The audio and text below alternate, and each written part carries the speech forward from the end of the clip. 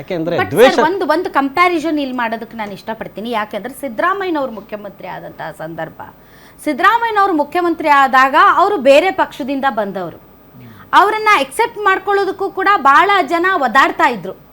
ಬಂದವರೇ ಅವರಿಗೆ ಅತಿ ಹೆಚ್ಚು ಸ್ಥಾನಮಾನಗಳನ್ನ ಕಾಂಗ್ರೆಸ್ ಪಾರ್ಟಿ ಕೊಡೋದಕ್ಕೆ ಶುರು ಮಾಡ್ತು, ವಿಪಕ್ಷ ನಾಯಕನನ್ನಾಗಿ ಮಾಡ್ತು. ಸೊ ಇಂಥ ಸಂದರ್ಭದಲ್ಲಿ ಒಂದ್ ಸ್ವಲ್ಪ ಅವರಿಗೆ ವಿರೋಧ ಇತ್ತು ಮತ್ತು ಆ ಸಂದರ್ಭದಲ್ಲಿ ಹಲವಾರು ಹಿರಿಯ ನಾಯಕರುಗಳು ಇದ್ರು. ಆದ್ರೆ ಸಿದ್ದರಾಮಯ್ಯನವರು ಬಂದ ಮೇಲೆ ಬಹಳಷ್ಟು ಜನ ಮುನ್ಸ್ಕೊಂಡು ಬಿಟ್ಟು ಹೋಗೋದಕ್ಕೆ ಶುರು ಮಾಡಿದ್ರು. ಕರೆಕ್ಟ್, ಬಹಳ ಜನ ಹೋದ್ರು. ಇವನ್ SM ಕೃಷ್ಣ ಅವ್ರನ್ನು ಸೈಡ್ ಲೈನ್ ಮಾಡಿದ್ರು ಅನ್ನೋ ಕಾರಣಕ್ಕೆ SM ಕೃಷ್ಣ ಪಾರ್ಟಿ ಚೇಂಜ್ ಮಾಡ್ಬೇಕಾದಂತ ಪರಿಸ್ಥಿತಿ ಬಂತು. ಜಾಫರ್ ಶರೀಫ್ ಅವರಾಗಿರ್ಬೋದು, ವಿಶ್ವನಾಥ್ ಅವರಾಗಿರ್ಬೋದು, ಮತ್ತು ನಮ್ಮ ಮಹದೇವ್ ಪ್ರಸಾದ್ ಅಲ್ವಾ ಸರ್, ಅವ್ರು ಸತ್ತೋದ್ರಲ್ಲ ಸರ್, ಮಹದೇವ್ ಪ್ರಸಾದ್ ಆಗಿರ್ಬೋದು, ಮತ್ತೆ ಬಹಳಷ್ಟು ಜನ ಹಿರಿಯ ನಾಯಕರುಗಳು ದೇ ವರ್ ಅಪ್ಸೆಟ್ ಬಿಕಾಸ್ ಇವ್ರು ಯಾರನ್ನೂ ವಿಶ್ವಾಸಕ್ಕೆ ತಗೊಳ್ತಾ ಇಲ್ಲ, ಎಲ್ಲರನ್ನೂ ಬುಲ್ಡೋಸ್ ಮಾಡ್ತಾ ಇದ್ದಾರೆ ಅನ್ನೋ ಥರದ ಒಂದು ಮಾತಿತ್ತು.